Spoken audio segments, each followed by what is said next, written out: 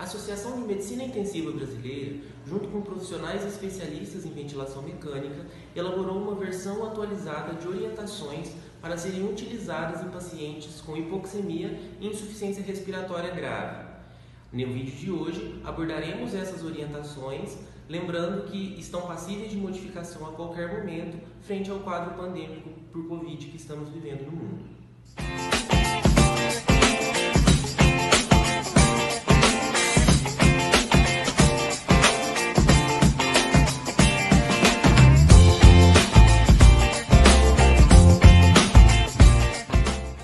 Sabe-se atualmente que cerca de 10 a 15% dos pacientes acometidos com Covid-19 irão apresentar um quadro de insuficiência respiratória grave com necessidade de intubação e suporte ventilatório. Os pacientes que apresentarem taquidispneia com uma frequência respiratória maior que 24 incursões por minuto, queda da oxigenação com uma saturação de oxigênio menor que 90% em uso de cânula nasal de baixo fluxo, ou ainda os pacientes com as alterações radiográficas de infiltrado em vidro fosco periférico, infiltrados algodonosos bilaterais ou infiltrados intersticiais, deverão ser internados em leitos de isolamento com pressão negativa sempre que possível.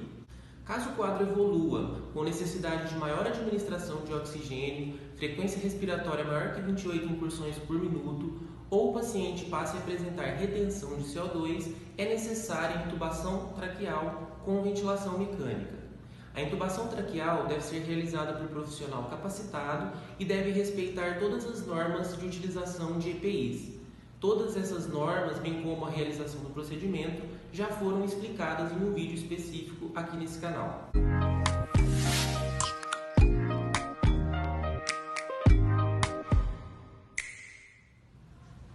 A ventilação mecânica deve utilizar os seguintes parâmetros de proteção pulmonar: modo volume ou modo pressão controlada, frequência respiratória entre 20 e 35 incursões respiratórias por minuto, a fim de manter a medida de CO2 ao final da expiração entre 30 e 45, ou uma pressão parcial de CO2 entre 35 e 50 mm de mercúrio, volume corrente baixo de 6 ml por quilo, pressão de platô menor que 30 cm de água e driving pressure menor que 15 cm de água.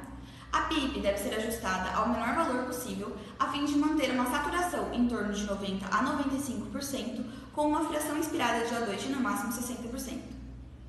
Atualmente, a PIP deve ser ajustada de acordo com a tabela ARDS-NET para a PIP baixa, pois PIPs elevadas estavam acarretando hiperinsuflação pulmonar com piora da evolução clínica.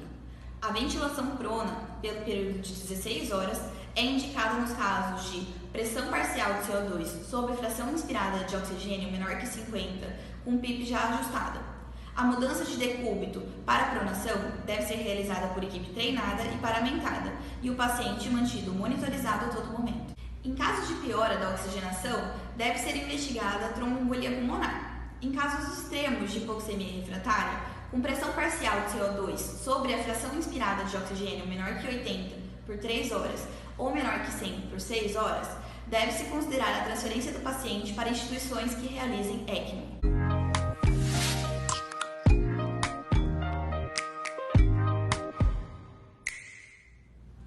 O uso de corticoides e imunomoduladores não deve ser rotina nos pacientes com Covid-19. É o que recomenda o protocolo do Ministério da Saúde e o da OMS. A pulsoterapia e o uso de imunossupressores só devem ser cogitadas caso haja o desenvolvimento de linfohistiocytose hemofagocítica secundária, uma síndrome hiperinflamatória, fulminante e fatal, caracterizada por hipercitocinemia, falência múltipla de órgãos e tecidos. O óxido nítrico tem sido cogitado em vários estudos para uso em pacientes com hipoxemia grave refratária ao uso da ventilação protetora. Ele possui uma grande ação vasodilatadora, melhorando o fluxo sanguíneo regional em áreas bem ventiladas, melhorando a relação ventilação-perfusão, podendo promover uma melhora imediata na oxigenação, reduzindo também a pressão arterial pulmonar.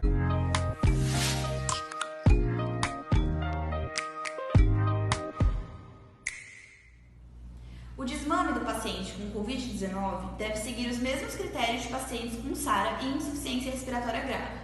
O teste de respiração espontânea, TRE, pode ser realizado desde que o paciente apresente todos os seguintes critérios: oxigenação e ventilação satisfatórias, com fração inspirada de oxigênio menor que 40%, pressão parcial de oxigênio maior que 80 mm de mercúrio, pH maior que 7,34, com PIP menor que 8.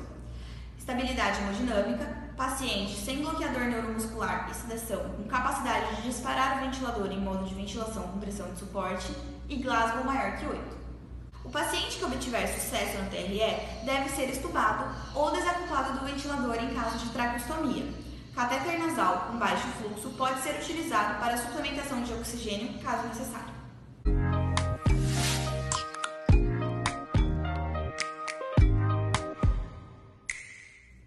Sempre que houver a necessidade de um fluxo de oxigênio maior que 5 litros por minuto e saturação de oxigênio menor que 93%, a intubação traqueal e a ventilação mecânica estão indicadas. Porém, em algumas situações, não há ventiladores mecânicos disponíveis. Sendo assim, algumas alternativas podem ser utilizadas a fim de melhorar a condição respiratória do paciente, uma ventilação não invasiva e o uso de cânula nasal de alto fluxo.